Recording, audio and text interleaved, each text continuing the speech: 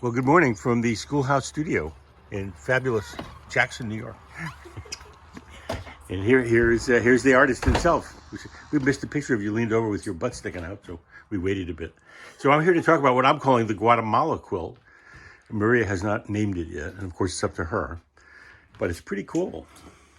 Don't walk on it, John. No, dear, no, dear. Why don't you tell them what it's about? Well, I got these pieces of these scraps of fabric, which are these woven Guatemalan pieces of fabric. And I had all these, they were all these different shapes, and they reminded me of pottery shards.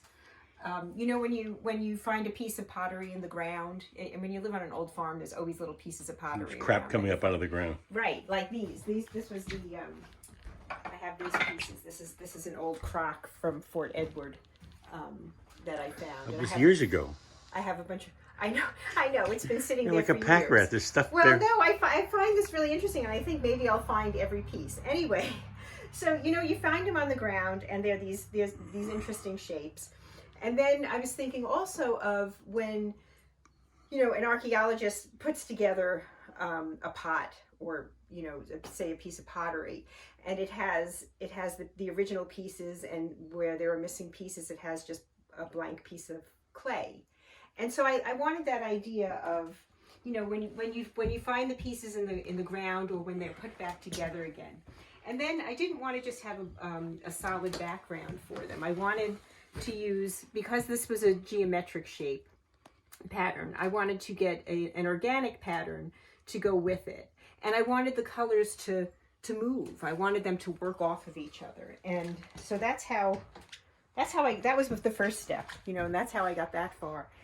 And then, you know, it was just a matter of making them stand out. So then I took each piece and framed it, and I had this you know, this sense of earth in my mind. I mean, I'm thinking of earth. I'm thinking of these pieces of pottery found in the earth, and so I chose this piece of fabric comes from Africa, and so many different things come into it. You know, the heron has come back to the farm and is in the pond now. So when I saw these pieces of fabric from Stay Bud, with the crane on them, it reminded me of the heron. And then 2 nights ago we had our full moon. On Tuesday night we had the full moon, which was a super moon, and a pink moon it was called. And Carol Conklin's pieces with the moon, I took a picture of the moon, and it reminded me of her pieces, and I thought her pieces with the moon between the trees is perfect. I mean, the color matches, and the idea behind them matches. So it's all coming together. So now I'm trying to focus on your hands, by the way. They're just phenomenal. It's like now I have to figure out what goes in between.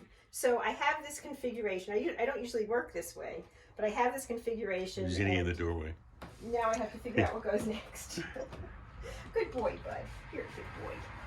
So yeah, so that's the quilt I'm working on. So, and you don't have a name for it. I don't have a name for it. So this stuff here comes from everywhere. Yeah, So it has kind of an earth tone. Right, we have Guatemala, we have Africa. I'm sure, you know, we have the butterflies there, which, you know, are I mean, I've had that fabric for years and years and years. But it does have this overall, you know, theme of earth and even man and earth, you know, what we leave behind, you know, the pieces, the pottery, the evidence of ourselves that we leave behind. So, yeah, so that's what's going on with this. And so you just started this the other day? Yeah. And be done in a few days, maybe?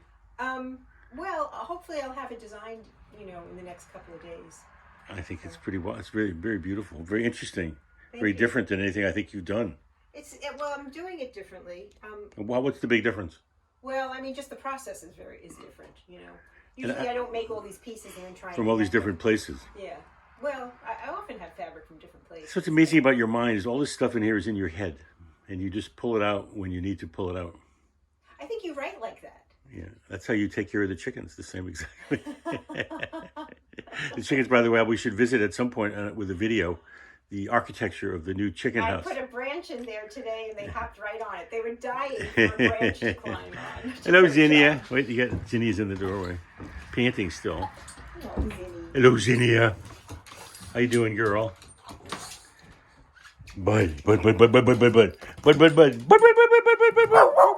Thank you. But I'm talking to each other. Well, thank you, John. Well, thank you. This is a beautiful, We were interesting talking thing. about this over Can breakfast. you pick up this one so we get a better look at it? We were talking about this over breakfast today, and John said, we got to take a video. I know, So- she's telling it to me. I said, why is she telling it to me? It's wasted on me, but wow.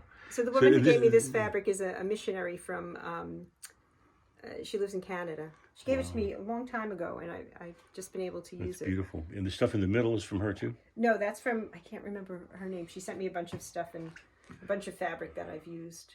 Well, congratulations. This is very beautiful. I just wanted Thank to you, share it. John. Thank you all. Goodbye. Goodbye. Bye. Goodbye.